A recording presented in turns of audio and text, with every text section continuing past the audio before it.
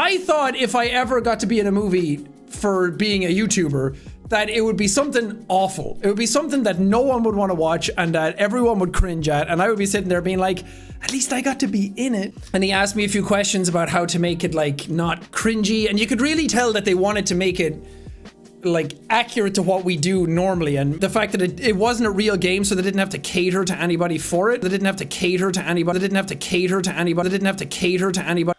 Have you ever wondered what happens if you take Wreck-It Ralph and the Truman Show and combine them together into one giant movie? Well, you don't get Free Guy, but if you were to give this concoction to a drooling toddler and then pour out the jumbled remains onto the silver screen, then you'd have Free Guy. But look at all the YouTuber cameos! Look at Ryan Reynolds! Don't you like watching the funny man be funny? No, I don't care how many celebrity cameos you throw my way if your plot is as coherent as a caveman. Free Guy opens on a narration explaining the rules of the city this movie takes place in. In Free City, everyone is a pleb except for the sunglasses people. They are the coolest of them all and get to be heroes by going on missions, driving cool cars, causing a lot of destruction. Basically just imagine all the things you do in Grand Theft Auto, but only include the PG-13 approved activities. We then meet our protagonist of the movie, Deadpool. Deadpool has a pet goldfish and a best friend and a job at the bank, and as a result he says that his life is paradise, which is an extremely curious thing to say considering the fact that he is currently watching a news broadcast which tallies the death count in his city to 800,000 people. Doesn't exactly sound like paradise to me, but whatever. Also, every morning Deadpool fiddles with the blinds in his apartment. For some reason. I have absolutely no idea why he fiddles with the blinds every morning, but what I do know is that him doing this is going to be absolutely critical for the climax of this film. No, I am not kidding, I am not lying to you, for as silly and ridiculous as this sounds, Deadpool fiddling with the blinds is such an important plot point that the finale of this film cannot function if he doesn't do this. So please remember this for later. Deadpool orders a medium coffee with cream and 2 sugars, which he apparently orders every single day, and then he... It's like losing my virginity, but in my mouth. This is called dialogue, and it's getting increasingly apparent that modern writers have absolutely no idea how to craft it well without being immensely cringy about it, or beating you over the head with whatever message they want to get across. Which is going to become a trend throughout this video. So then Deadpool sees some shoes that he wants to buy, but sadly does not have the money to be able to buy them, and so he, hey, look at that, it's the Mantis from Halo. It's not shoved down your throat, it's in the background, most people aren't even gonna know that it's there. It's just a neat little reference to one of the most influential and revolutionary video game franchises of all time. Thumbs up, movie. I'm looking forward to more of these things. Just so long as you don't start including Easter eggs that are crafted with no purpose other than to pander to the audience's nostalgia and the success of other far better movies. And so long as you don't have any ham-fisted thematic messages that you want to get across which would directly spit in the face of the very video game that you're trying to reference with this shot. Because that would be really awkward if that were the case. Moving on, we meet Buddy. No, that's not me giving him a funny nickname for the sake of entertainment, that's literally his name. The Halo Warthog then blitzes past the screen to reward those paying extremely close attention to the movie, and then we're at the bank and Deadpool delivers his catchphrase. Don't have a good day. Have a great day. Hey, remember when they did this in the Truman Show? Oh, and in case I don't see you, good afternoon, good evening, and good night.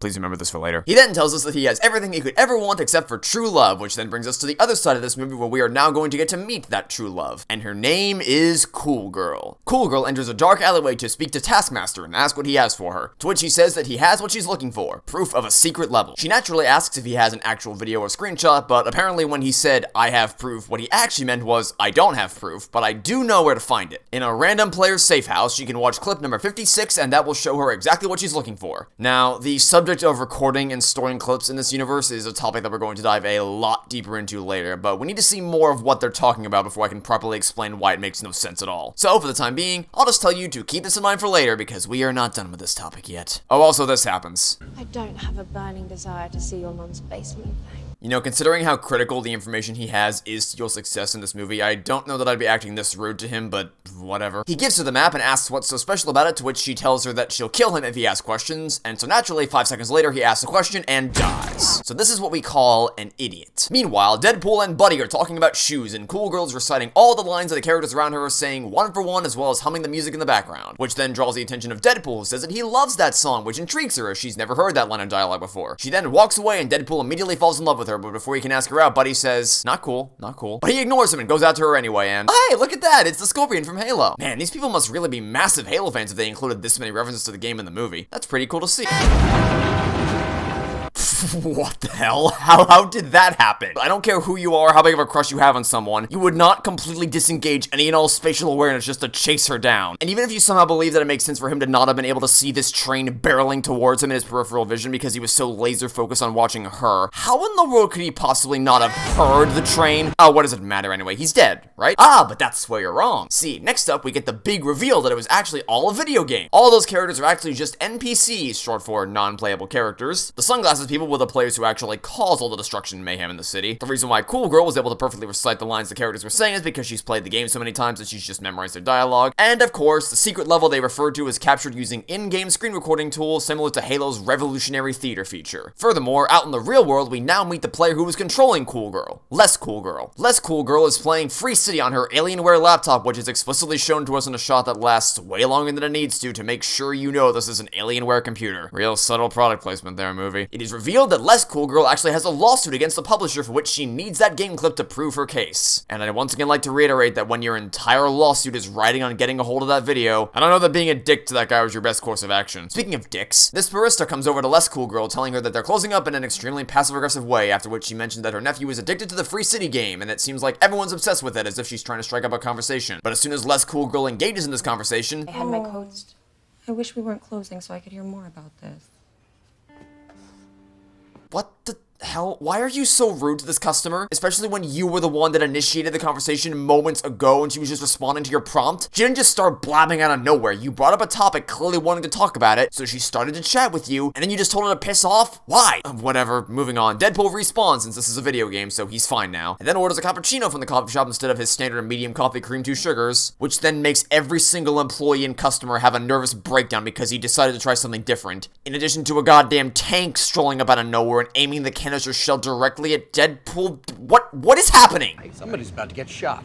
Why do you give a shit what his coffee order is? The movie treats us like they're all in a coffee cult and he violated the blood oath or something stupid like that. But that's not what's happening here. There is no in-universe evil coffee dictator that they're all afraid to defy. They're all just NPCs with programmed behavior patterns, so this reaction doesn't make any sense. You know what would have made a lot more sense? If you just had the other NPCs act totally confused. Either have them utterly baffled at the idea of someone ordering something other than a medium coffee, cream, 2 sugars, or have them start to short circuit and not have any idea what to do next when someone defies their pre-scripted programming and does something different. Either one of those options makes infinitely more sense and actually tracks logically given how these NPCs are supposed to function in video games. Having them treat Deadpool like the one guy who betrayed the coffee cult doesn't make any sense at all. And why is there just a massive tank casually strolling up to the coffee shop? How did whoever's driving this thing even know that you're here? If it's a player driving it, then A, why would they care? And B, how would they know what's happening in a random coffee shop? And if it's another NPC, then again, how would they know? The NPCs aren't omniscient. They can't tell what's happening everywhere at all times. What is this scene? So then we get Deadpool's awakening scene. He sees Cool Girl walking down the street and decides he's done living in the confines of his bank teller job, and so he stands up in front of the— Wait, how the hell did you see her from all the way over here? Look how far away this door is from where Deadpool is. The film wants you to think he's looking at her from like here-ish, but his workstation is all the way over here and he lies down on the ground directly in front of said workstation. His view of the door would be completely obstructed by the desk in front of him. He shouldn't be able to see her walking past. Also, even if he could, what insane luck is it that of all the places in this massive city she could have walked past, she not only passed by him that first time, but she also walked right in front of his bank the second time, thus allowing him to notice her, and that she chose to do so at this exact moment in time. The luck is just unreal, and it's pretty important luck too, since him noticing her in these 2 instances is what allows the rest of this plot to happen. Deadpool jumps up over the desk and asks the player to borrow the sunglasses, to which they promptly say nah, and instead proceed to beat the ever-living shit out of Deadpool. What the hell do you think you're doing? Go back to your side, man. You broke into something?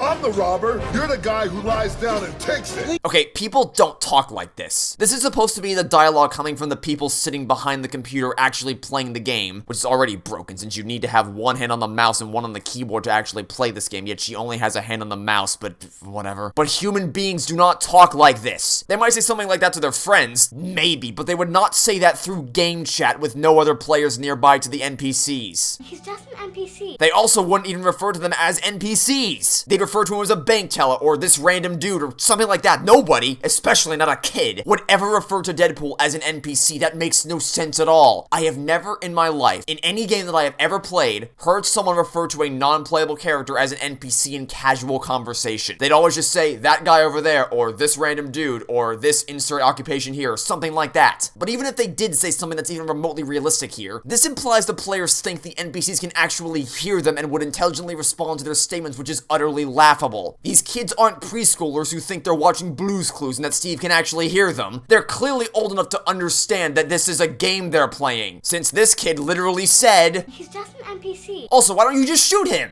Waste that mother. Look at that! This kid knows how to play the game. Why don't you give her the controls? Are you telling me that if you were playing a game where the objective was to rob a bank and you were holding a weapon in your hand, which you clearly have no compunctions about using, that you wouldn't just shoot this random NPC trying to steal something from your inventory? Seriously? How exactly did this player make their way through Dark Souls if pressing the left mouse button to fire a shotgun is beyond their capabilities? Maybe she just had a friend carry her through, who knows? And thanks to our galaxy brain player, Deadpool's able to stand up and try to wrestle the gun away from her. I told you to smoke his ass. Yes, exactly! You should have just shot him! Hey, writers, pro tip. Just because you have a character in your movie who points out gaping plot holes, thus demonstrating that you are aware of your own writing failures, that does not suddenly invalidate the plot holes themselves. You've just made it so that now, instead of assuming you're incompetent, we now assume that you just don't give a shit about quality when you're writing your stories. Awesome. Deadpool manages to wrestle the gun away long enough for him to take the player's sunglasses and then... What? How did this happen? You took your right hand off the shotgun in order to take the sunglasses off the robber, meaning that you now only have one hand on the shotgun itself, and despite this, you still managed to win the tug-of-war battle? How? How did the robber not overpower you when they still had both their hands on the shotgun? This is Toy Story 4 levels of cheating. They show you the characters in a situation in one shot, and then in the next shot, the situation has radically changed despite there not being any kind of a bridge between these shots that makes any sense at all. Also, we can clearly see that kicking is a gameplay mechanic in Free City, yet the player doesn't try to kick Deadpool to get him off her. How bad are you at this game? Also, someone who's never handled a shotgun before managed to fire it one-handed with no recoil.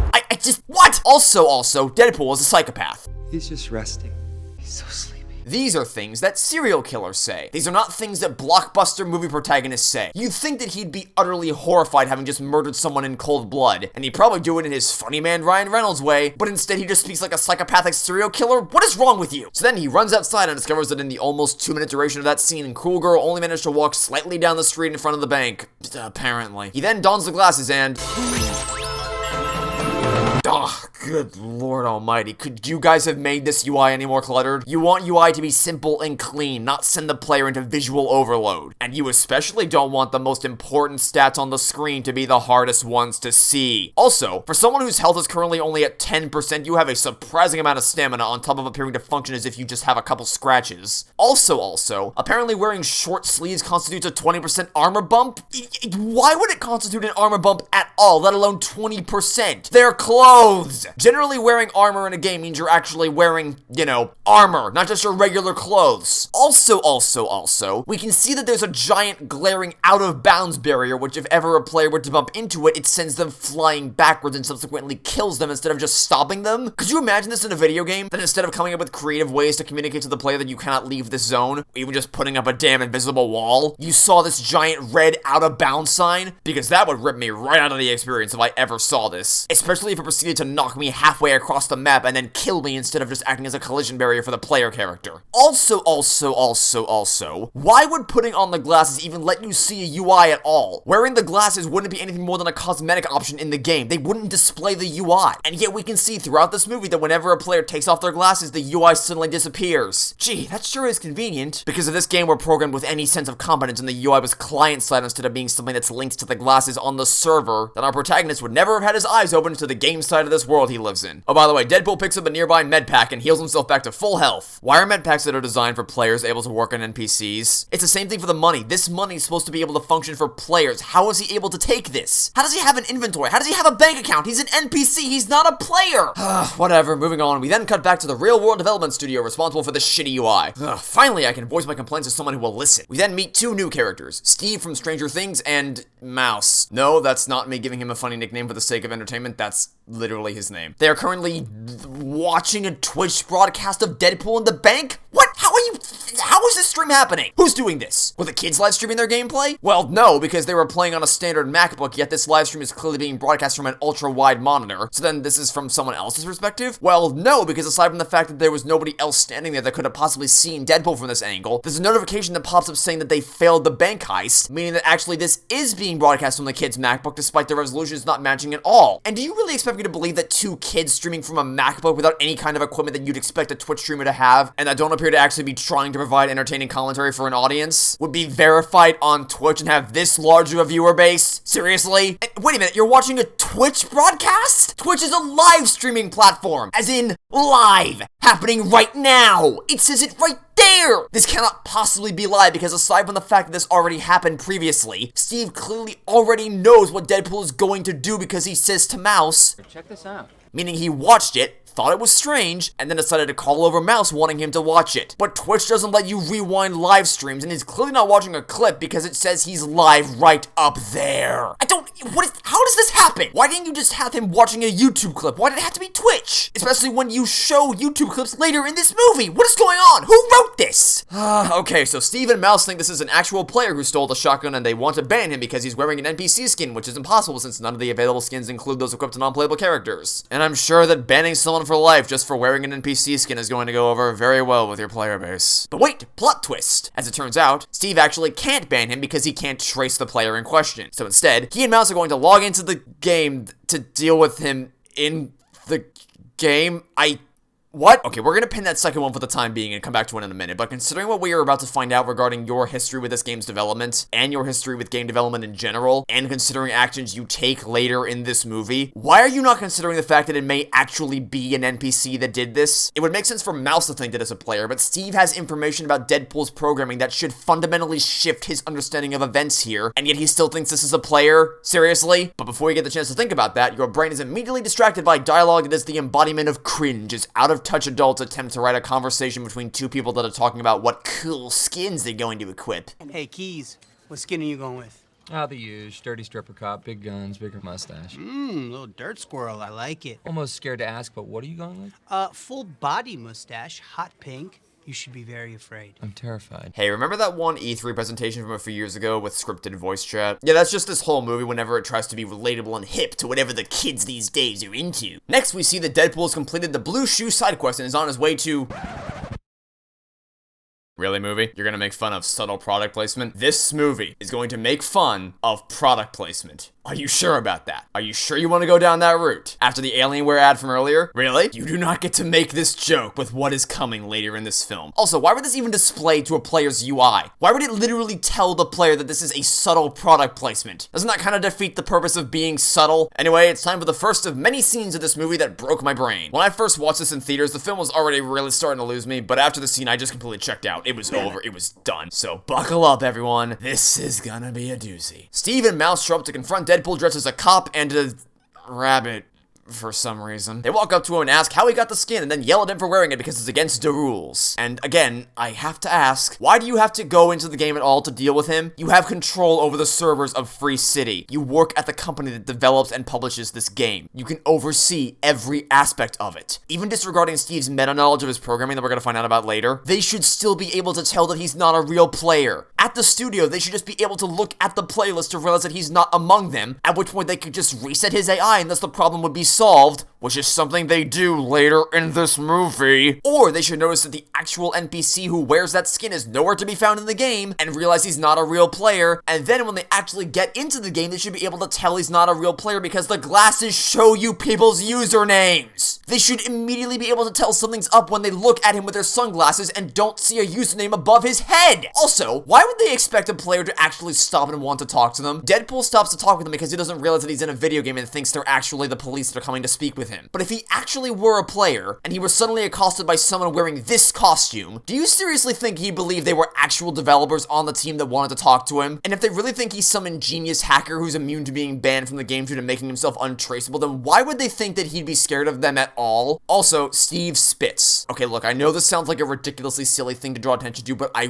really need you to remember this for later. It will be important, I promise. Anyway, they tell him to take off the skin, and he says nah because he doesn't know what they're talking about, and so they decide to start shooting at them, except they miss horribly because they're idiots. Despite literally being right in front of him, and despite the fact that there are two different people both firing their guns at him, one of whom is dual wielding, and the fact that you got the jump on him with the surprise attack, you still fail to hit him even a single time. You also keep shooting at him even when he disappears behind a car, and your bullets just bounce off the side of the car and you waste even more ammo. Terrific. And so the chase begins as Deadpool runs away to a building under construction and the devs just kind of shamble after him. How about you get in the car and try to run him over if you want to kill him, you pillocks? We're gonna kill you. And we're gonna keep killing you. Still what? You clearly want to kill him and he can't outrun you if you're in a car, so why don't you just splatter him? You do that very thing later in this movie. Why would you bother shambling after him when you have a car? And how the hell do you know that he disappeared into the construction site? He was already long gone by the time you decided to chase him. How did you know he'd be here? So the devs try to shoot him, but then Deadpool realizes that the shoes he bought earlier are actually super blue shoes that will allow him to jump higher. And so he pushes the jump buttons to escape and then...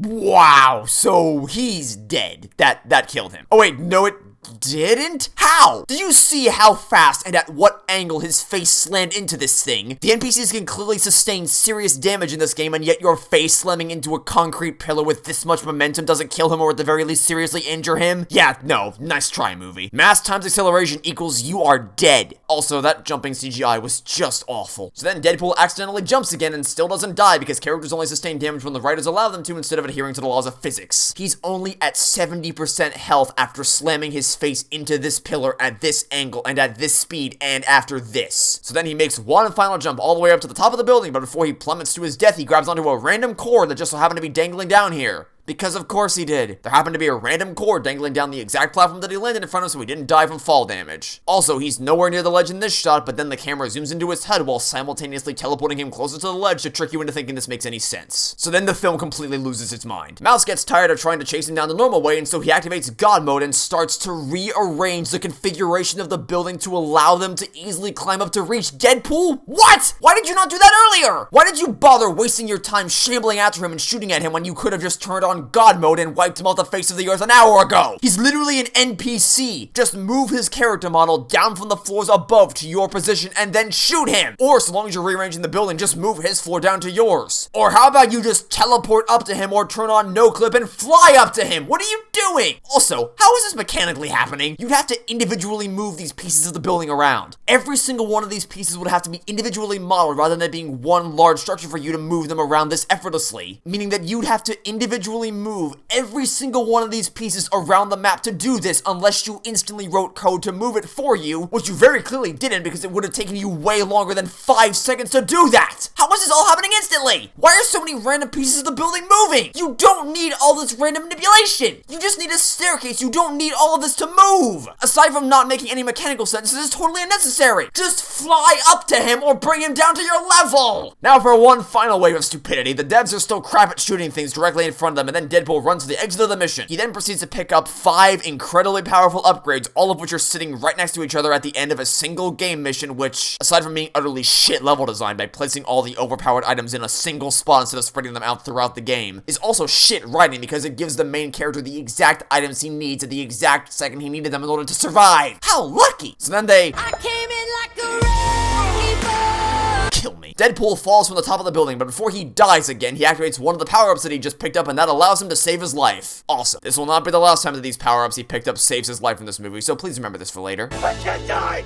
I'm never gonna die! Okay, first of all, cool it with the ego there, buddy. You survived because of a power-up that you randomly picked up. You aren't immortal. Second of all, you already died earlier in this movie. Anyway, then they... What? You get down here. Not 2 seconds ago, you were both on top of the building, and now you're not only down here, but you got back in your car and managed to catch up to him in that short amount of time? Can he teleport now? Because if so, then what was the point of mucking around with the building earlier? Why didn't you just teleport to him? Why didn't you do all this earlier? And that was the heartbreaking story of Blue Shirt Guy. No, it wasn't. He'll just respawn again. You didn't end anything. You have made 0 progress in your mission to boot him from the server. You just wasted your time, his time, and my time by making me watch that stupid scene. Imagine making a video game where you can only discipline players who break the rules by going into the game yourself to deal with them, instead of just being able to take basic troubleshooting steps if ever you can't trace a player's username. You can do all this crazy shit on the fly, but you can't just remotely kill him or ban him from your workstations, at which point you realize he's an NPC. I just checked the server stats. We killed Blue Shirt, and the number of players online didn't change. What? That's not a contradiction! Why would the number of players online go down just because someone died? You can respawn in this game, you idiots! You acknowledge that yourself when you say that. We're gonna keep killing you. Still what? Meaning you are aware that respawning is possible, and yet you still think that killing someone in-game somehow results in permanent ejection from the server? Who wrote this? Also, aren't you some kind of MIT genius indie game designer? You know, my favorite kind of exposition is the kind where characters explicitly tell other characters what their strongest attributes are instead of letting us see that for ourselves. You know, show don't tell, elementary school level creative writing lessons. I guess these guys never learned that. So then we cut to an interview with Steve hosted by...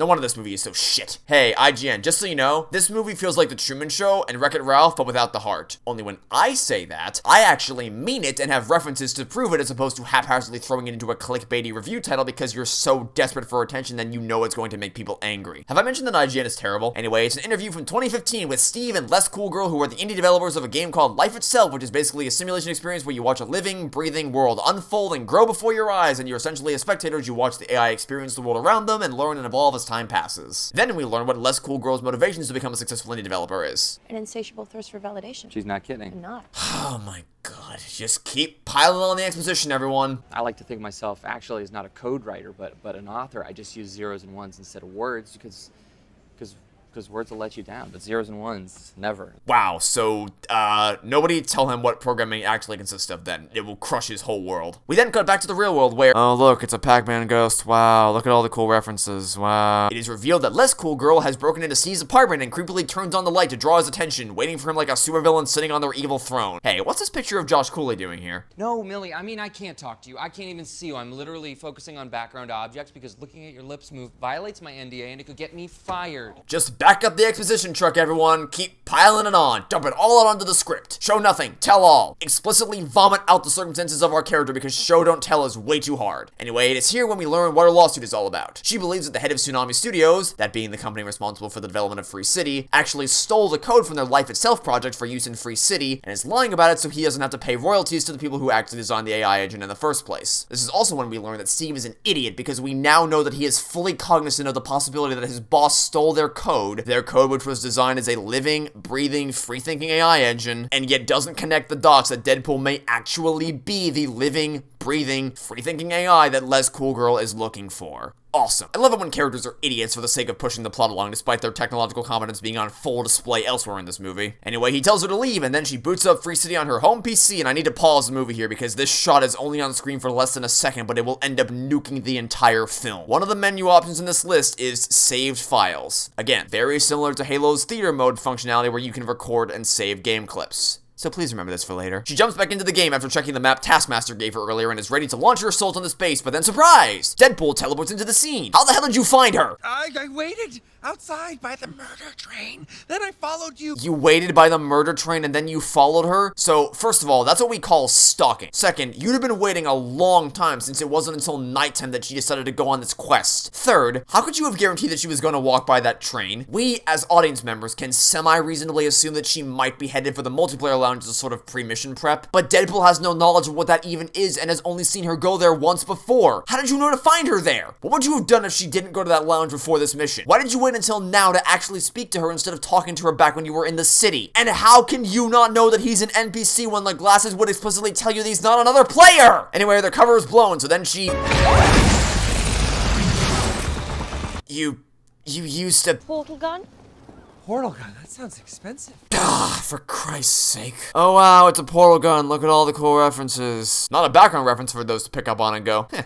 That's neat, but a blatant, in-your-face rip of the portal gun that is essential to the story. Awesome. Also, that doesn't actually behave like a portal gun. You can't just fire portals anywhere you want. You have to fire it on a portalable surface. And on top of that, you have to actually fire both portals before either one can function properly. She only fired one portal and the other one just magically appeared exactly where she needed to go. And in case you think she just prepared a portal somewhere else ahead of time, please keep that in mind for later. Also, if you had a portal gun this whole time and the portals themselves don't have to actually be placed on portalable surfaces, services in this universe, then why didn't you use it to actually portal into the safe house? Why do you have a portal gun? Don't you love Portal? Well, you should love our movie too! We then enter Cool Girl's Fortress of Solitude, where she tells Deadpool that she's trying to steal something. He offers his help, but she says nah because she doesn't play with noobs like him. And wait a minute, why do you have a level? You're an NPC, you're not a... What? This doesn't make any sense. Levels and XP systems are mechanics that will be implemented for players. NPCs are not programmed with these kinds of mechanics because there would be no reason to do that. They're literally non-playable characters. They don't level up. Is this really all because of those stupid glasses? Why? It's just... If all the player mechanics are intrinsically linked to having those glasses, then why hasn't he just inherited the player account from the kids from earlier? Are they even able to play the game anymore? It doesn't look like it, since when he takes the glasses off a different player later in the movie, it shows that said player is deactivated. So why wouldn't Deadpool just inherit that player's account? If everything is linked to these glasses, then they should just show him the kid's account. These mechanics are all things that would be tied to the player characters themselves, not the stupid glasses. They're just a cosmetic item. None of this makes any sense. So then Cool Girl tells him that if he wants to play with her, he needs to get good, and so he vows to reach level 100 soon. But that he vows to do so using non-violent means as opposed to the looting and shooting that most players resort to, which then leads to her saying, Sometimes forget not everyone you meet on here is a sociopathic man-child. You... Are we still doing this? Are we really still doing this? I thought we were past the brain dead people who play violent video games will grow up to become antisocial serial killers phase. Didn't this shit already happen years ago? Didn't we already all collectively move past this as a society because researchers all around the world prove there isn't even a small link between video games and violence or video games and antisocial behaviors? And that in fact, playing video games actually encourages the opposite of antisocial behaviors due to the nature of how online multiplayer games work? Apparently not. The people who made this movie are still stuck all the way back there. This is a movie that is made for people who love video games. You premiered the trailer for this garbage during the Summer Game Fest Kickoff Live event back in June, which is an event designed to celebrate the release of brand new video games. Your target audience is gamers of all shapes and sizes from all around the world, which you clearly seem to be fully cognizant of since you've gone out of your way to include as many video game references as possible all throughout the runtime, including references to Halo, which is a first-person shooter game where you go around annihilating the Covenant, Flood, Prometheans, soon to be banished, and whatever else stands in the way of you saving the universe. And they're saying that if you play these types of violent, horrible, awful, disgusting video games, that you are a sociopathic man-child. What an utterly idiotic and embarrassing line to include in this film. Moving on, Deadpool, who the world has colloquially decided to refer to as Blue Shirt Guy, begins his quest to reach level 100 so he can join Cool Girl in her adventures. He does this during a montage where he prevents robberies, stealing the weaponry and money to input into his own bank account, and slowly but surely climbing the ranks, becoming the hero of Free City, and the news stations and streamers all around the world are sharing their reactions to him, including, I don't know who this guy is, but he's outskilling all these players. Anyway, look at Ninja, everybody! Don't you love Ninja? Oh, and also, Yeah, he's good. He looks like an NPC, but he's running around leveling up crazy fast by being the freaking good guy. oh my god, look at Jacksepticeye, everybody! Don't you love Jacksepticeye? Jesus Christ, this is such pandering nonsense. It's just dumping a bunch of popular content creators into the movie to pander to their target audience even more. Oh, by the way, Jacksepticeye's played a bunch of violent video games in this channel. Are you saying that he's also a sociopathic man-child? Oops. This is all so tiresome. Like, we're legit just watching a Jacksepticeye live stream in this movie. And we can tell it's a live stream and not a video since there's a live chat for the... Wait, what? Is that... What? That's not the YouTube chat. That's the... What? Are you kidding me? That's the text font and name arrangement for a Twitch chat. You literally have the Twitch Prime symbol next to one of the usernames. And the notification that pops up during Twitch broadcasts when someone subscribes. What the I don't understand. Literally, how does this happen? All you had to do was screen record a YouTube live stream. That's it. That's all you had to do. You got literally everything else about this page right, from the UI to the URL to the... Wait, no you didn't. You didn't even get the URL right. His username is Jacksepticeye, not Jackspecticeye. It's literally spelled correctly right down there. How do you fuck up spelling a URL? Especially when the correct name is on the goddamn screen, you morons. I don't understand. This is a $120 million movie. How do basic spelling errors still happen? Hey, look guys, it's Jeopardy. Don't you love Jeopardy? I'm sick of this pandering bullshit. Can we please go back to the game world? At least everyone have to deal with any... It's just, do Do you even need me to say anything? So Deadpool keeps doing Deadpool things and is ranking up at an alarmingly fast rate, despite the fact that they shouldn't be able to rank him in the first place, but whatever. He stops by the bank to try to convince Buddy that he doesn't have to live in the same old boring routine and can be free to do whatever he wants if he joins the sunglasses cult, but is interrupted by a player, and so he steals his gun and glasses so he can continue his monologue in peace, which makes no sense at all because we know that the players have more abilities than just firing weapons, and yet this kid doesn't use any of them to try to get his gun back, despite the fact that he wouldn't be in danger of dying by the shotgun, because even if Deadpool manages to fire a shot at him, it wouldn't kill him since we see that his health and armor are at 100%, but fine. Deadpool tries to sway Buddy to the sunglasses called one last time, but he says nah, and then encourages the woman the player was with to go do whatever she wants with her life instead of being with the player from earlier, and so she does. Woohoo. Next, we cut back to Tsunami Studios where we get a line that made me want to die. Our blue shirt guy is everywhere. Hey, remember earlier when they said that they'd keep killing him over and over again until they found out who he was? Well, apparently that was a big old lie because you haven't tried to kill him even a single time since then. Also, how do you not know that he's an NPC? Player counts, event logs, NPC databases, anything. Can you please check something? Anything, please! Especially when you know that there might be a living, breathing AI inside this game based on your earlier conversation. Less Cool Girl tells Steve that she needs his help to get inside the stash house because she tried to do it alone and just can't. No, you didn't try. You sat by a rock, fired a couple bullets, and then portaled out of there. You didn't try to get in there at all, but so long as you have a portal gun, I'm pretty sure you don't need his help to pull this off, but okay. So then we cut back to the game world and Cool Girl just teleports into the scene? What? How did you get there? Okay, maybe I got a bit ahead of myself. Maybe Steve just teleported her in there since she said she needed his help. Okay, just to be clear, all I'm doing right now is opening the door. If this clip really does prove that Antoine reused our code illegally, go find it and get out. Oh, no, he didn't. He didn't teleport her there. He's just opening the door for her. That's literally all he's doing is opening the door. Why would you not just have him teleport you in there? It'd fix the problem of how the hell you got here in the first place. We know it's not that she was just offline and then logged back into the game because we see later that whenever that happens, her body just goes stiff until she comes back online again. How did you get here? Also, if all you need him to do is open the door and you can handle all the combat yourself without his assistance, then why don't you just use the goddamn portal gun to warp yourself inside? Oh, sorry, was I supposed to forget about that because you just wanted it to be a fun little reference and was hoping that the audience wouldn't actually think about the implications of including a portal gun in your movie? Yeah, well, nice try, movie. When you introduce tools that massively alter the stakes, I'm not gonna forget about that. Then they... Doing the jewelry store mission in Midtown. Oh, just shoot me now. What is this movie? Also, wait a minute, can we hear that line again? Doing the jewelry store mission in Midtown.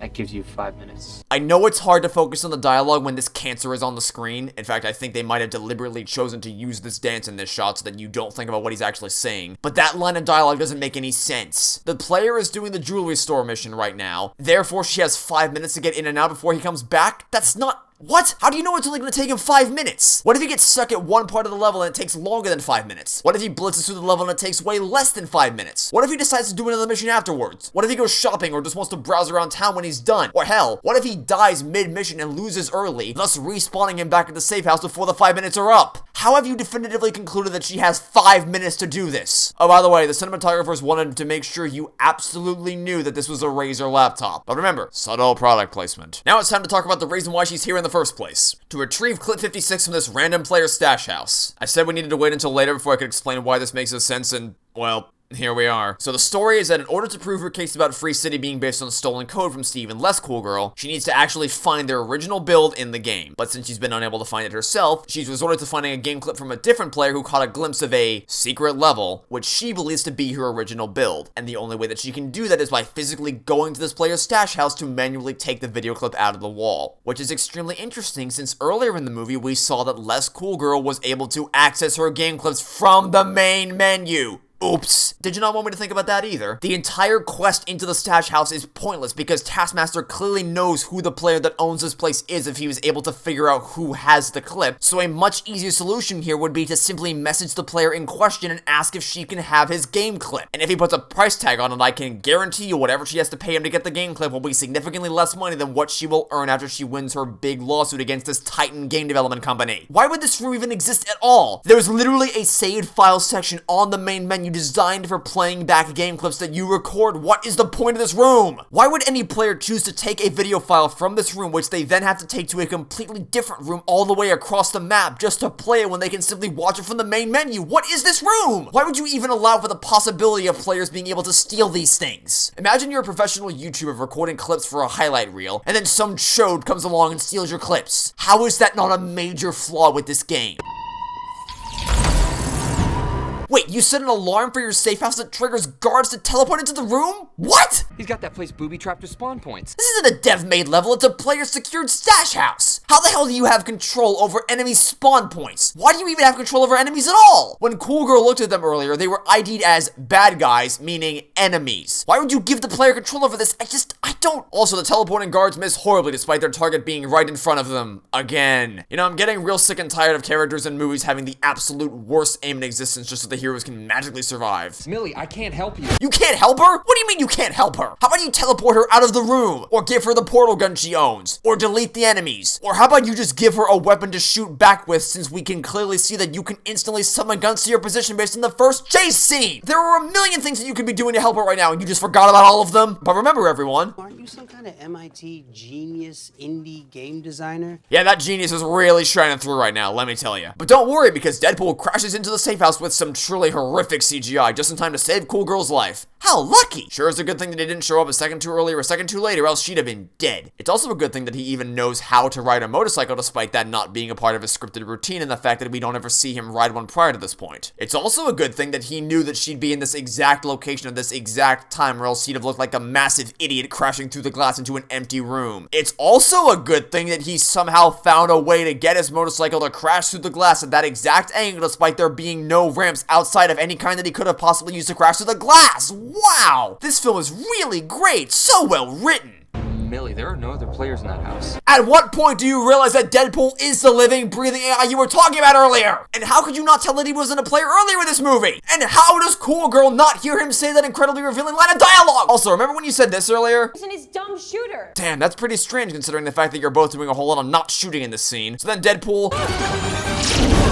Ah! Look at the Mega Buster, everyone! Don't you love Mega Man? Well, if you do, then you should love our movie! And as a gentle reminder, this was in the same power-up stash as the bubble suit he got from earlier. And we haven't even seen the most OP items he got from that loot yet. So then they fight off all the guards, and before they make their grand escape, Cool Girl leaps onto Deadpool's motorcycle and asks, Is that a Glock in your pocket?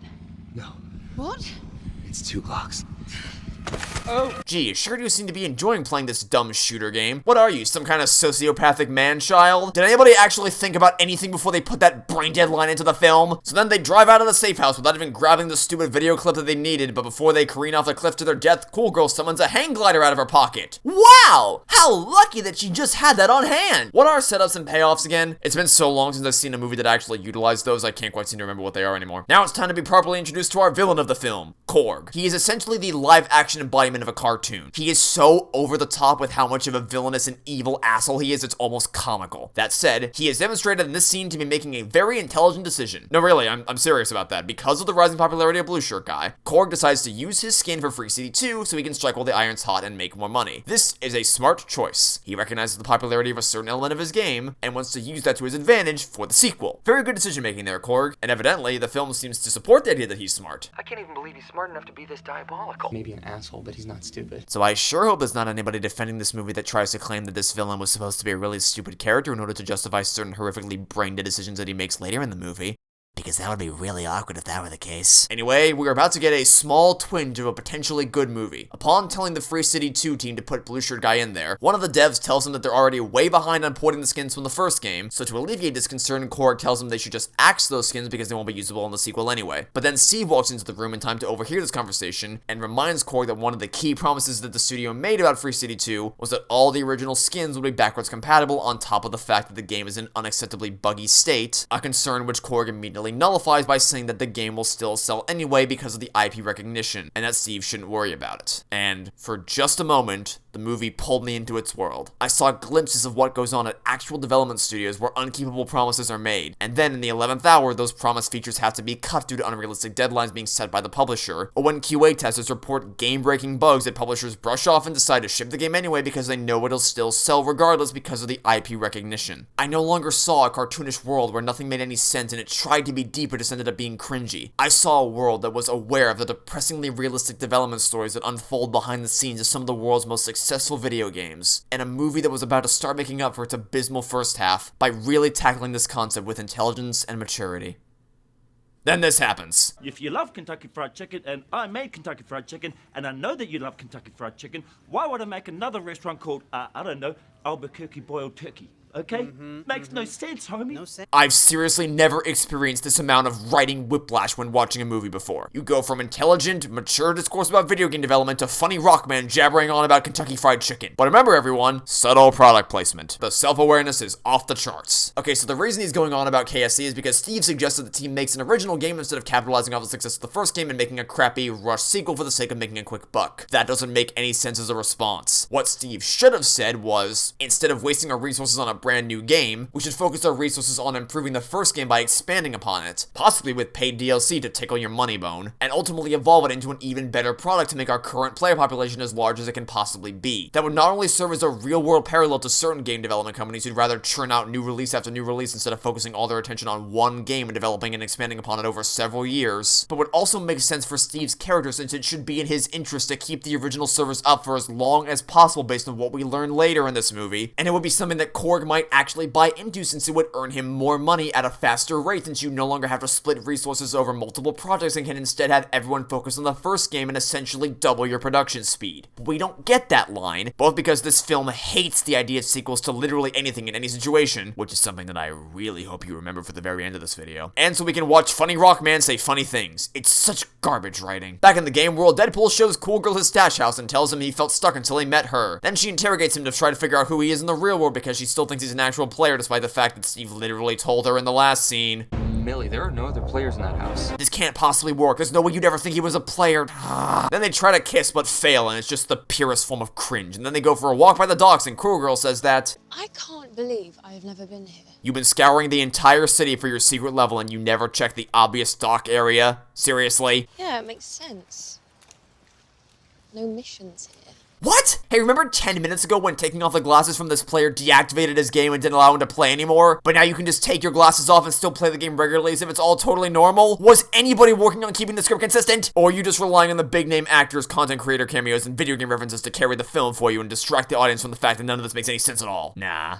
That couldn't be. So then they bond over bubblegum ice cream and a swing set, and I don't feel even 1 ounce of chemistry. So let's get back to the real world, shall we? We see that Steve is currently searching the NPC database to try to figure out who Deadpool is and realizes that he's the AI they created all those years ago? Oh, what's that? You mean you could have been doing this the whole time and you could have figured out exactly who he was at the beginning of the movie when you first saw him? Who'd have thought it? Good God, this whole movie is so shit. The film is perfectly aware of better choices the characters could be making, but doesn't let them actually make those choices until way later in the movie so that you can force an arbitrary ticking clock on them. But we'll get to that in a few minutes because now it's time for...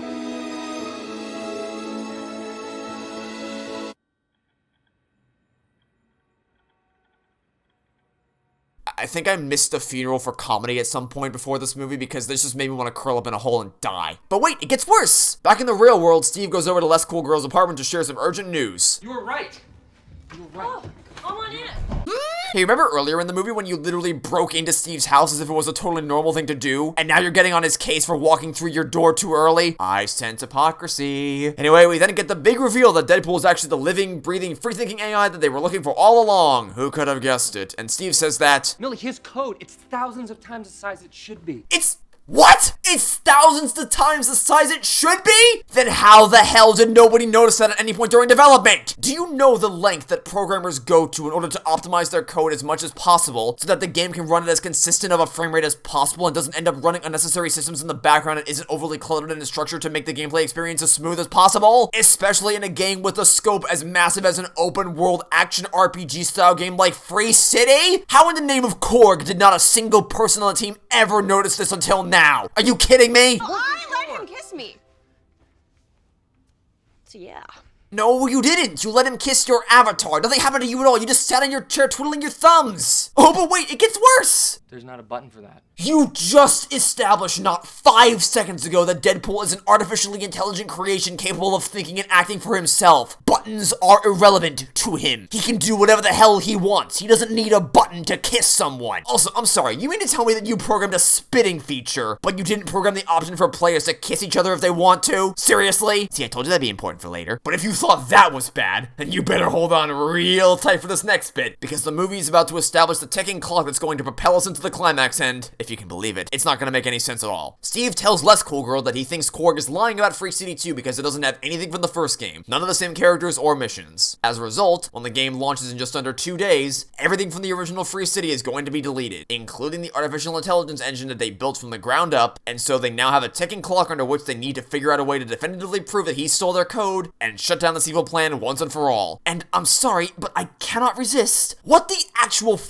did you just tell me? You are saying that once the sequel launches, the original game will immediately be deleted because the game isn't an update to the original Free City, it's a replacement for the original Free City. This makes no goddamn sense because it's literally an entirely separate game. It's a different build. It's running on a different engine. It's a separate product that you have to separately purchase and install on your computer. What are you trying to tell me right now? Are you saying that the servers that run the game will be shut down? Because that also doesn't make any sense. For one thing, shutting down the servers isn't gonna delete the code on your computers. You can still retrieve the AI engine from off the computers themselves even if the servers are eventually shut down. And if you're trying to tell me it's a matter of resources, as in they have to shut down the servers for the first game so that the second game has something to be hosted on, then that's not true either, because based on what this film shows us, the studio clearly has the resources to be able to support 2 massive games on their server farms, and the fact that Korg explicitly states, "We're the service to Free City 1. Implying there to be different servers designated for each individual game, so it's definitely not because they're starved for money or tech. They would have to make the deliberate choice to shut them down, but there's absolutely no reason to do that because shutting down the servers for one of the most popular games in the world just because the sequel launches is one of the dumbest things you could possibly do. Permanently shutting down the servers for a game that people all around the world are obsessed with, as you've demonstrated earlier. I like that game, huh?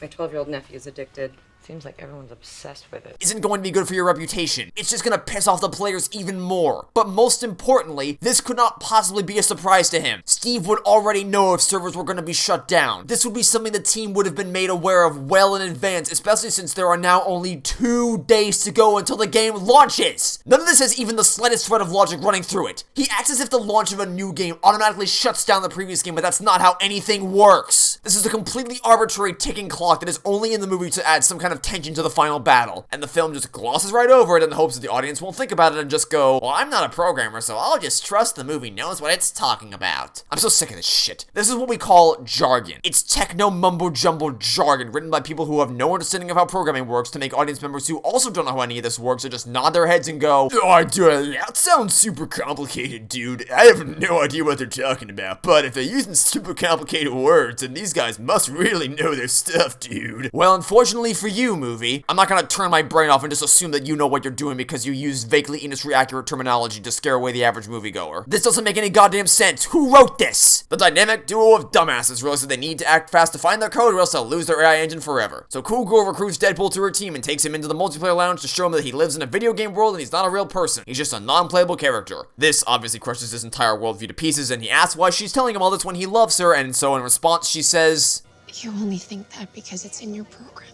You just established him as being a free-thinking AI not 2 minutes ago. As in, an AI capable of learning, growing, evolving, feeling, and thinking for himself, but now all of a sudden you think he only loves you because he's following his programming? Did anybody review the script before they submitted it? What is happening right now? Then they walk out of the multiplayer lounge and Cool Girl starts crying. So you not only programmed a spitting function, but you also programmed a crying function and didn't program a kissing function. What is this stupid movie? Why didn't you even tell him that he's just an NPC in the first place? Why didn't you tell him that he's the world's first artificial intelligence and that he's capable of thinking for himself and that all his friends are stuck in their programming and she needs his help to break them out and get proof of a secret level? You wouldn't be lying to him. You can still tell him about Korg's plan to delete the game, and you wouldn't destroy his self-esteem in the process by making him feel worthless. Saying these things is just gonna make him feel the big sad and throw a temper tantrum because None of this matters! None of it!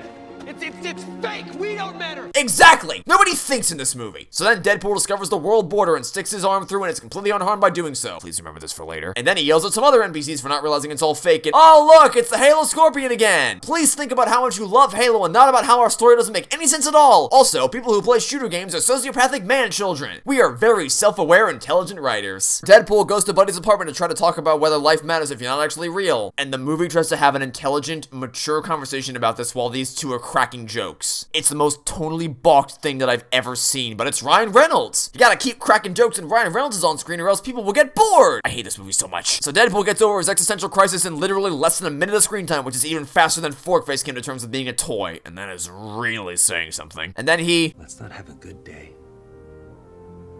Let's have a great day. Hey, remember in the Truman Show when that iconic line came back around in the end? In case I don't see ya.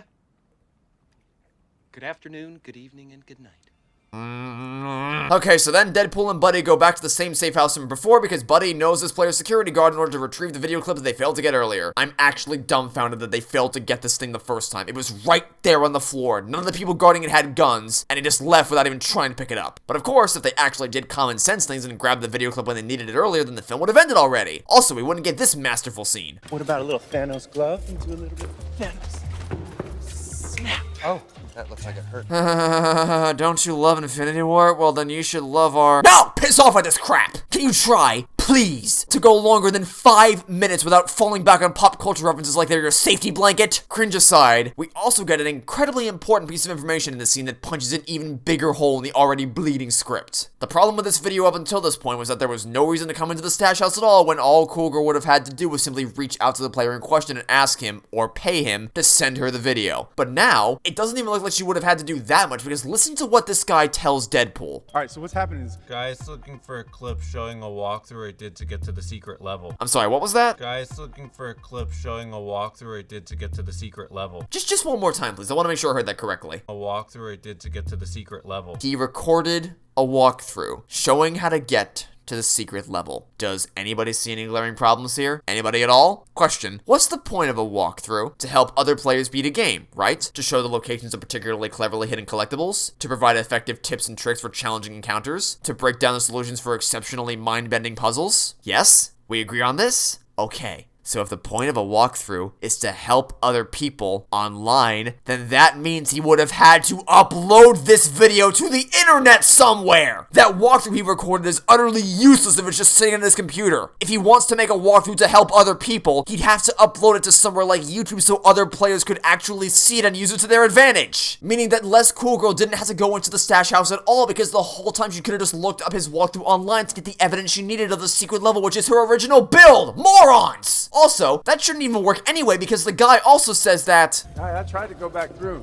but the glitch is patched. Meaning that if you present this evidence in a court of law, or even in a deposition, or hell, even if you just show it to Korg himself, it's not going to get you anywhere because if this glitch was patched, that means if you were successfully able to get a warrant registered to investigate their game files, they're not going to find it anywhere anyway, and can't corroborate the evidence and would therefore be able to easily dismiss this video as a shoddily edited walkthrough for the sake of gaining more YouTube views, especially since we know this guy is a streamer who has an audience of people watching him. This would never hold up under scrutiny because you can't actually prove this is in the game files when an inspection of the files would reveal no trace of the build since they just established that this glitch was already patched. Unless, of course, Korg was too stupid to actually delete the build from his game entirely and just put up an invisible wall to prevent the players from seeing it. Because that would be really silly if that were the case. Okay, so then Deadpool tries to wake up Cool Girl and she eventually comes back online, so they both go run to the multiplayer lounge to watch the video proving the existence of her original build. And now it's time for another montage of content creators talking about Deadpool! Yay! My favorite! Hey, let's see if they got the YouTube chat right this time. Nope! It's still the Twitch chat! Awesome. Okay, so we see more content creators including the Diamond Minecart and... He's also a really cute guy.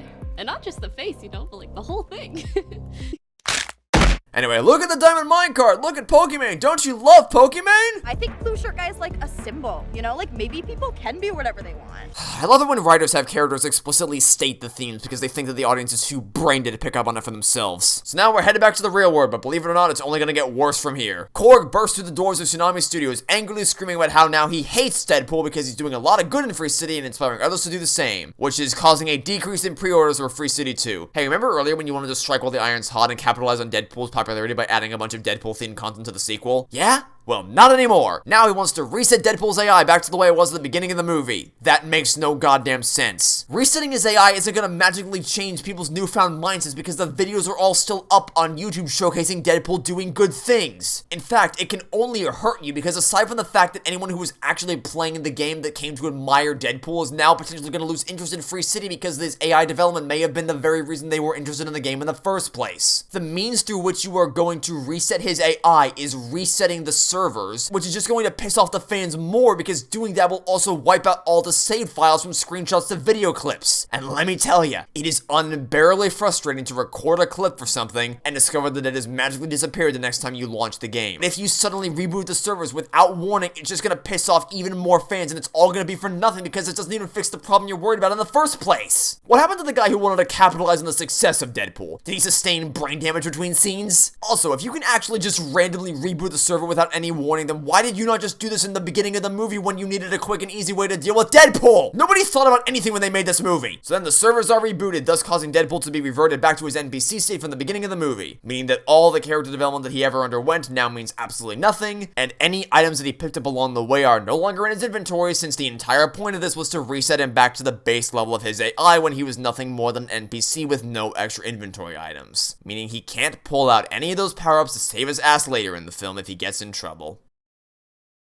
Moving on, we've reset the status quo back to how it was at the beginning of the movie, and wait a minute, his calendar doesn't have a 4 on it? You forgot the 4th day of the month? You idiots can't even count to 4? Okay, cool girl teleports into the scene because of course she does, and tries to get Deadpool to remember everything they experienced together, which makes no sense at all because there's no way he'd remember anything when the entire point of the server reset was to revert him back to the starting point for his AI development, so anything that he learned over the past few days would obviously have been erased. Obviously her plan fails, so she goes for a walk to try to clear her head, but then Steve tells her that actually the reboot didn't erase his AI and it just reset it. So he tells her to take a look at the trace log, and she goes right back to her apartment immediately after leaving to take a walk in the first place.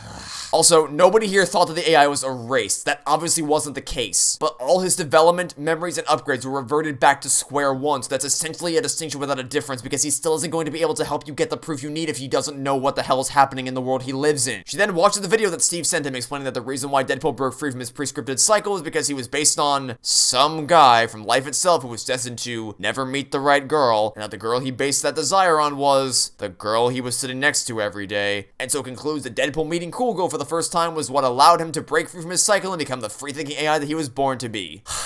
Where do I begin? First of all, this is called subtlety. It's an incredibly clever way for Steve to tell the audience that he has a massive crush on less cool girl, but it was never open about it and thus projected himself onto this character creation in the game. It's definitely not blatantly obvious and something that they beat you over the head with at all because this movie's allergic to subtlety in regards to its characters or anything like that. Second, obviously meeting Cool Girl did not awaken Deadpool's AI this time, so this whole video is just straight up bullshit. That may have been how it worked the first time around, but obviously not anymore because it already failed. Guys, his AI was reset to his default state. You lost your Cortana breakthrough. Time to move on. There's nothing you can... What? This doesn't... Hey, remember earlier when you made a big deal about how there's no button for kissing people and yet you're able to do it here? He didn't initiate the kiss this time. It was you that did it. But Steve said there wasn't a button for that. How are you doing this? Wait. Where did you get that pair of sunglasses from? Did you steal them from someone else? And how are you unlocking memories that were literally reset? None of this makes any sense! First, you made the entire movie up until this point meaningless, and now you've made the server reset meaningless. Pick a lane. Which part of your movie do you want to nullify? Oh, but wait, it's about to get so much worse! Remember an hour ago, all the way back at the beginning of the video, when I said that this stupid nervous tick he does every morning was gonna define the finale for this film? Yeah? Well, we're coming up on the final battle, so let's revisit that, shall we? Deadpool takes Cool Girl to his apartment where he moves the blinds to a very precise angle, thus revealing that an image of their original build is being reflected through the shaders? What? That's just...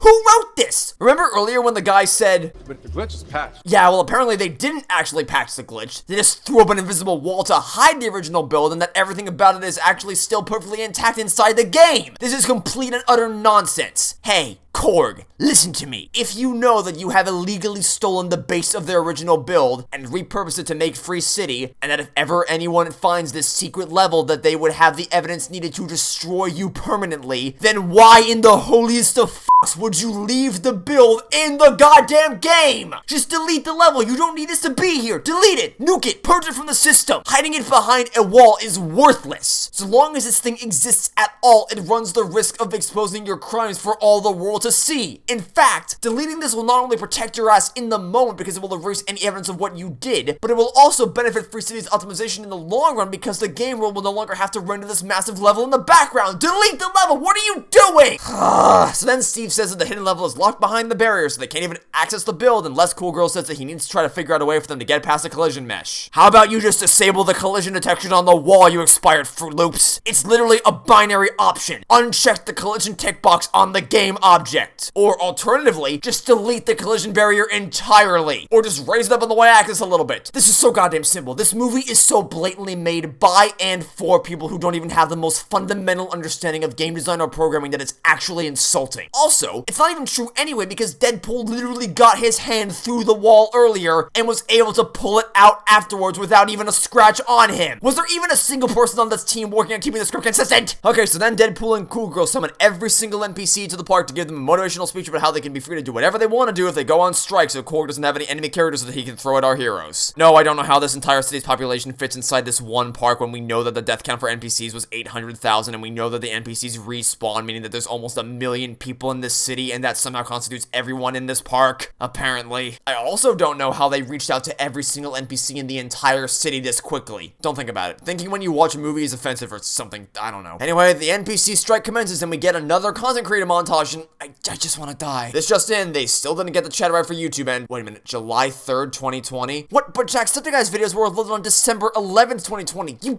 What? This is all taking place in the span of a few days, but we apparently jumped from December to July back to December again? How do you make this mistake with this big of a budget and after this many goddamn delays so you have this much extra time to polish your movie? How incompetent are you people? Also, Korg is freaking out over everyone demanding Deadpool be put back into the game. Why? You're all about money! What matters more than numbers?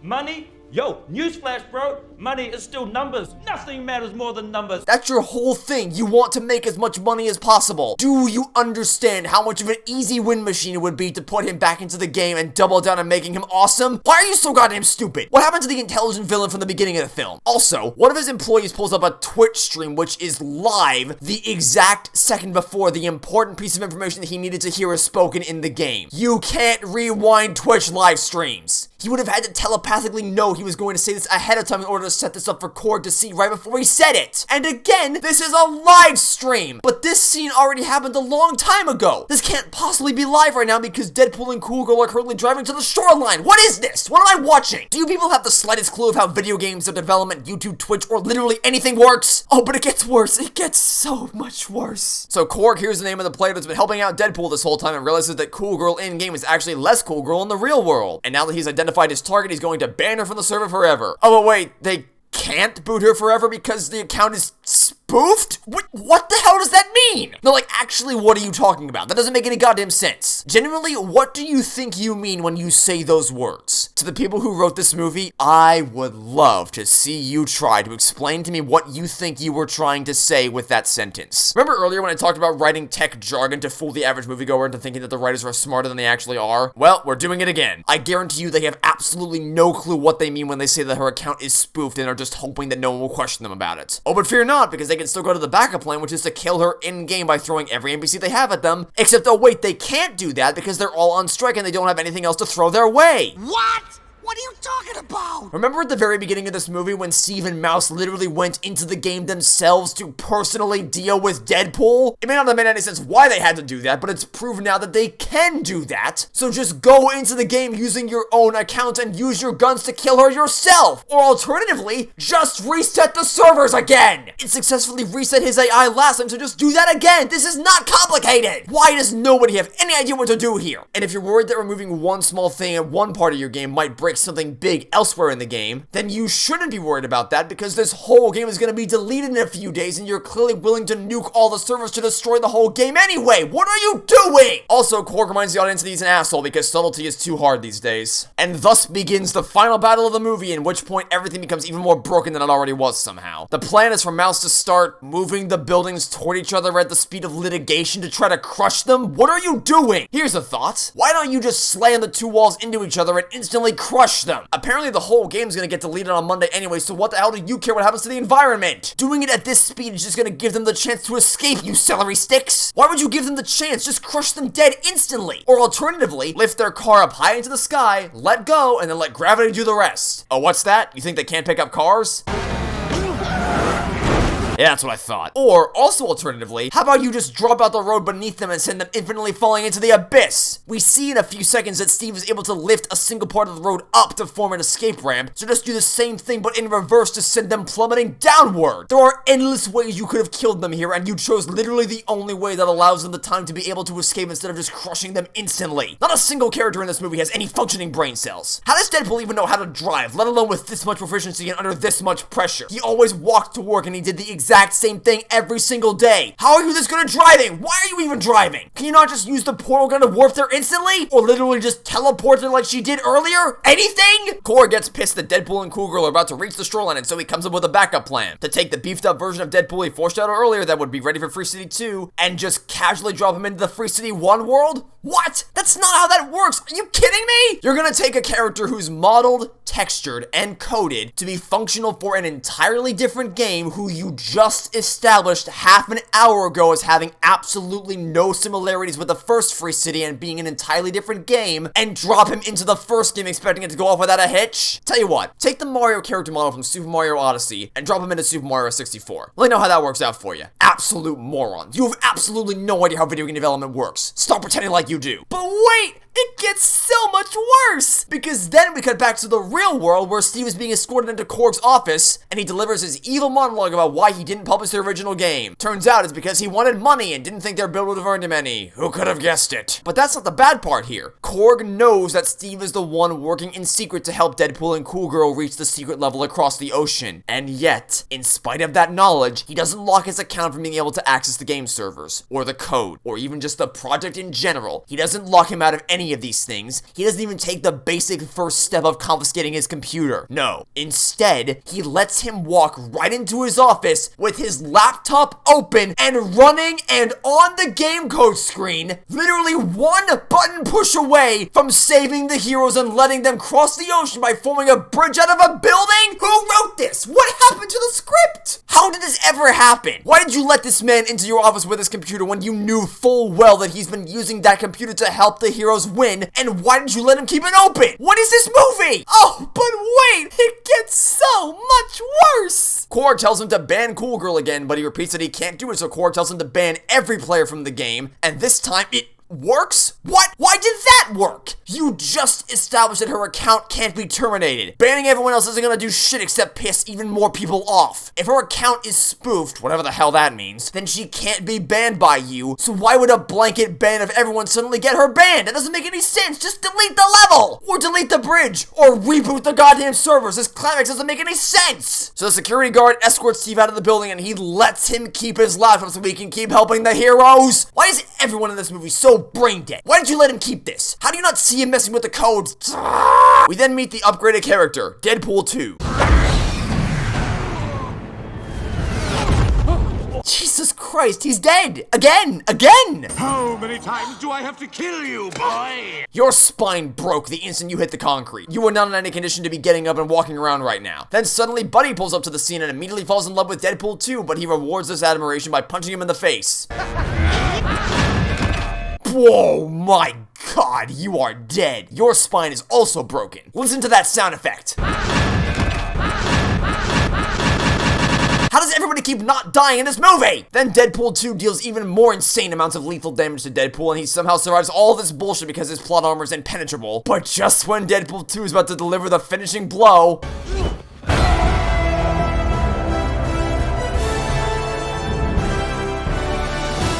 What the shit?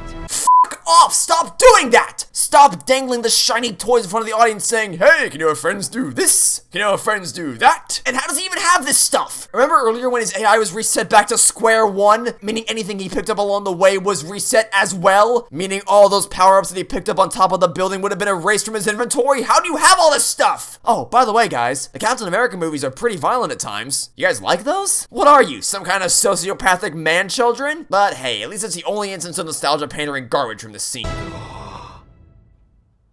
Another one? Can we please stop? How the hell can you have this little self-awareness? How can you preach about how bad sequels are and how great original ideas are and then center your climax around throwing as many pop culture references as possible into the mix? What's next? You're gonna pull a lightsaber out of your ass now? Yes! That's a lightsaber, dude. What the fuck is this movie? What am I watching? What the fuck? What is happening? What is this shit? This isn't a story. This is just Disney waking themselves off over all the IPs they've gobbled up over the years. At this point, I wouldn't even be surprised if they just pulled out a fucking Fortnite pickaxe! And the gravity gun from Half-Life? What is happening right now? What am I watching? What is this movie? Wait, the portal gun's back? When did you get that? That was Cool Girls 2. And he only fires one shot when both portals appear? Oh, so you mean that she didn't have a portal prepared in the earlier scene? But that's not how the portal gun works. What? How would the second portal even know where to appear in front of? Wait, why did you walk through the portal to challenge him? He was down on the ground all the way over there. Run away to the bridge. You don't have time to be mucking around right now. What is happening in this movie? Who wrote this? Okay. So then Buddy teleports back into the scene right when Deadpool's about to die, so he can deliver the glasses and put them on Deadpool 2's face so he can have his awakening, and then Buddy joins Deadpool on his final quest across the bridge. Korg then activates Rage Mode after Deadpool 2 is defeated and leads Mouse to the server room. He also does this at the exact same time Steve is leaving the building so he can figure out where he's going and warn Less Cool Girl that she can come stop him. How lucky! Sure would have been inconvenient if he had stumbled downstairs any sooner or any later, or else the heroes would have lost immediately. It is then revealed that Korg plans to literally destroy the server sustaining Free City with a fire axe so they never find the original build. This is such a massive waste. You don't need to do this. When I said delete the level, I didn't mean delete the damn server from existence. I meant delete the files on your computer and in the game engine. All you're doing right now is destroying valuable technology that can be repurposed for Free City 2. Just delete the level from the game, or the bridge, or, here's a thought, instead of mindlessly destroying the servers, how about you just shut them down permanently through your computer since you're gonna shut them down in a few days anyway? Nothing about this plan makes any sense at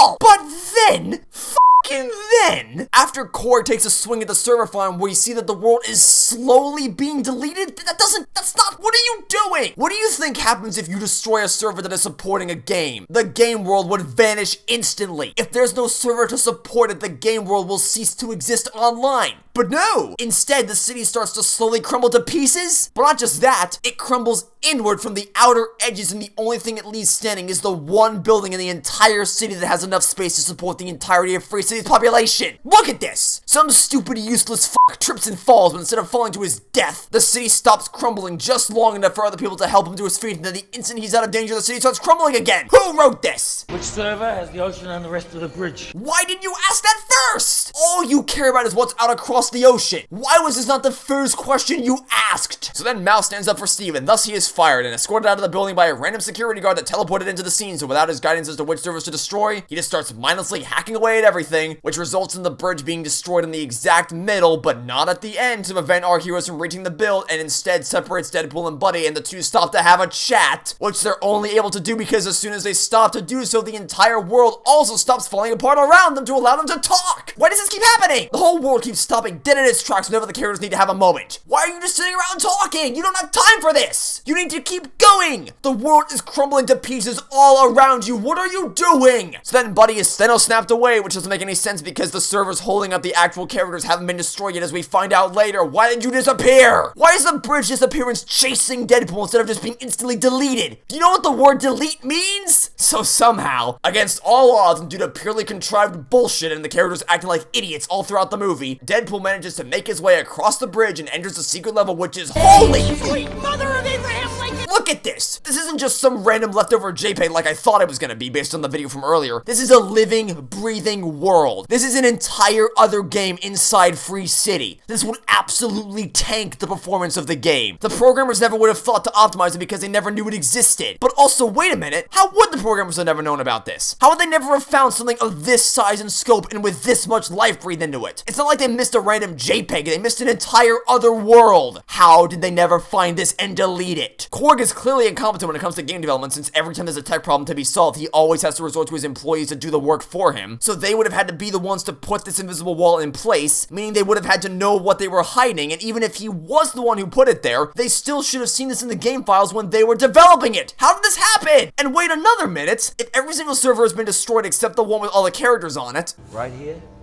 I got everything you care about.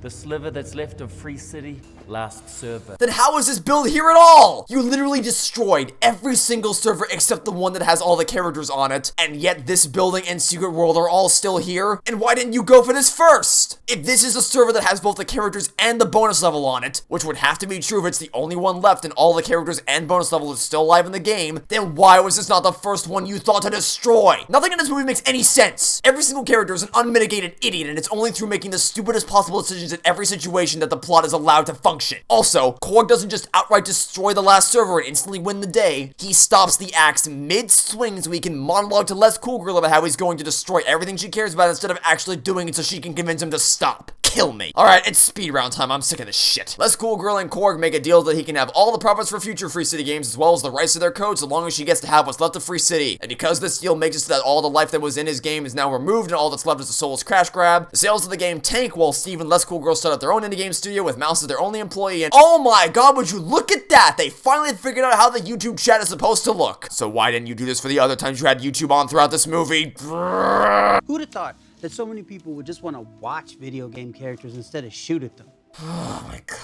So then Steve asks Les Coolgirl out, but she says nah and jumps back in with Deadpool instead. He tells her that she really should be with Steve instead, at which point she realizes that Steve was talking about himself in that video from earlier, because despite essentially beating her over the head with it, it still took her the whole movie to connect the dots. So the two of them kiss, Buddy is magically revived despite being deleted from the server earlier, and so everyone lives happily ever after and thus concludes the movie. What a complete and utter embarrassment. Not just to the film industry, but also to the medium of video games as a whole, and to the people who play them. For a movie that beats you over the head with the theme of you can go do whatever you want, they really don't want you to be playing first-person shooter games, or playing games where you can do anything even remotely violent for that matter. You know, in Battle for Bikini Bottom, you attack robots. That's very violent. We shouldn't be playing these types of games. You know, in Minecraft, you are mercilessly slaughtering cows and pigs. That's very violent. We really shouldn't be playing these types of games. You know, in Super Mario, you stomp on Goombas' heads. That is very violent. We really shouldn't be playing these types of games. Piss off. This is the same brain-dead logic that people used to use about video games causing violence. I thought we moved past the era where double-digit IQ, out-of-touch politicians and newscasters try to give their 2 cents on a subject that they clearly don't understand because they're looking for a scapegoat to use as a political talking point. But I guess not. Speaking of not understanding things, though, you cannot tell me with a straight face that the people who made this movie possess even the most rudimentary understanding of how video games function both on the player side and the developer side. You have created a video game that lacks any kind of cogent design by creating objective markers that contradict themselves, loot stashes that contain all the most overpowered items in the game in a single location instead of being spread throughout the world, a first-person UI that can be taken away by removing your glasses despite the perspective clearly not being from the first person unless the game decides that actually you are in first person all of a sudden. Not to mention the fact that you failed to even get the chat correct until the final scene of the movie, despite the fact that all you had to do was screen record the YouTube page. And on the developer side of things, you spill out jargon dialogue to trick people into thinking that you're smart and present situations such as the destruction of a server not leading to an instantaneous deletion of the world, despite the fact that that's not how that works. You pretend as if the launch of a new game immediately deletes the previous game, which makes no sense because at a company with your resources, there's absolutely no reason why this would happen. And the leader of this team was somehow able to hide this massive level from the other employees who should have either noticed the tank performance or the extra file sizes, which Steve does notice in this movie about Deadpool, but somehow not about their build, and the fact that the people who would have needed to hide this would have been the actual programmers and not Korg, since he's clearly incompetent with technology, and that even if he was the one to put up the wall, that they still absolutely should have realized this was here due to the sheer scope of it, and the fact that the wall doesn't prevent developers with access to the code from seeing it, and yet nobody said anything about it! Why would you not have just deleted the damn level? Why bother keeping it in the game at all and running the risk of getting caught, which is exactly what happens in this movie? Steve claims to have searched through the code extensively, but I don't understand how that can be the case if the level is this dynamic and lively. How can you miss this? They say that seeing this JPEG was a glitch that was patched, but apparently by patching the glitch, they don't mean they actually deleted the evidence, they just hid it behind a wall. A wall that the movie tells you characters can't pass through while simultaneously showing that Deadpool can stick his arm through and pull it out without sustaining any damage, meaning he should be able to pass through it effortlessly. Which leads me to my next point. The internal rules of this game don't make any sense. You go from being unable to ban a player to being able to do so effortlessly. You reboot the server so you can revert the NPCs back to how they were previously, only to then immediately forget that that's how that works and pretend as if that wouldn't wipe out his inventory, which contains a portal gun that has no limit to its functionality and is somehow able to place both portals at once by only firing one of them. You go from having to go inside the game to fix problems despite clearly having control over the entire world, only to then completely forget that ability by the end and only having to reboot the server to accomplish your task, only to then forget that you can do that by the end and resort to individually changing the geometry of your world by hand, only to then default back to the if all else fails plan of simply nuking the servers, what you should have done from the beginning because apparently you plan to shut down the servers in a few days anyway. Who wrote this? None of this makes any sense! And you don't even have any good characters to make up for it because everything about the development of these characters is explicitly stated for the audience and leaves absolutely no room to think for themselves. Steve spells out his love for Less Cool Girl. Less Cool Girl announces her motivations to be validated, and at the end of the movie she decides she doesn't need to be validated anymore. Deadpool wants more out of life, and the rest of the characters constantly remind him how much he needs to do that. And everyone says that Korg is an asshole who is also portrayed as an intelligent, imposing villain while simultaneously making the most brain-dead decisions imaginable. You have world building that crumbles under the weight of its absurdity, a plot that contradicts itself every 5 seconds, a theme that leaves no room for interpretation or critical thought and is beaten over your head constantly right alongside characters written without any understanding of show don't tell and instead have all the motivations and personality traits spelled out for the audience because the writers either don't think you're smart enough to get it on your own or aren't talented enough to write anything other than lazy, explicit expositional monologues. My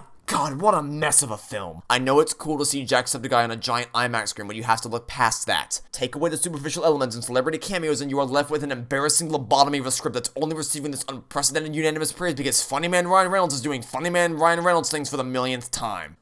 Good God, it's all so tiring. But you know what's hilarious? What the final nail in this movie's coffin is? Disney's already interested in a sequel for this movie. How embarrassing is it for you to make a movie decrying the idea of sequels and encouraging original IPs, only for Disney to see your movie as nothing but a money farm and spit all over your messaging by taking interest in its sequel? I can't. This shit writes itself. Screw off, you piece of shit movie. Work harder on your next script and maybe next time you'll at least be half as good as the movies you're trying to rip off. Oh boy, that was cathartic. With how much praise this film got, I walked into the theater back in August expecting to get a really good story, only to receive the exact opposite in every discernible way. At first I was just cackling uncontrollably at how little sense everything made and how insane it all was. But when I saw how mindlessly people were defending this movie non-stop, my laughter quickly turned to rage, and the more I heard people praise this movie, the more I started to hate it. And thus, we have this video. Honestly, it's really refreshing to be able to rant about something that's just plain bad as opposed to something that so callously annihilates its predecessors without a care in the world. For as terrible as this movie was, I'll take isolated stupidity over full serious decimation any day of the week. Speaking of which, if you like what you've seen here today and you want to see me annihilate more stories that are awfully written, you'll be happy to know that I have previously torn into Danganronpa 2.5, Danganronpa 3, The End of Hope's Peak High School, and Toy Story 4. Oh, and a special note about that last one. Toy Story 4 is my most hated piece of art on this planet because Toy Story is more intrinsically linked to my heart than basically anything else. And watching the 4th movie destroy it all is like watching my whole world crumble to pieces. So rest assured, if you thought I was passionate with my criticisms in this video, this is weak sauce compared to my Toy Story 4 series. And my Danganronpa coverage was no exception, as even in spite of all their flaws, I still cared quite a bit about those first 2 games and their characters and wanted to see them reach a proper ending. Only for these shows to flush it all down the toilet like none of it ever mattered at all. And for those of you looking forward to my Apologistics critique, I am pleased to tell you that it is on the way. There's nothing left for me to cover outside of my LPs, so now I can focus in 100% on finally giving that game the shredding it deserves. It's only escaped my wrath for this long because I've had other products that I've been meaning to make for years. But no longer. Buckle up, Apologists. You're next. Other than that, I'd like to thank you all for watching this video, and hope to see you all soon for whatever you decide to watch next. Goodbye.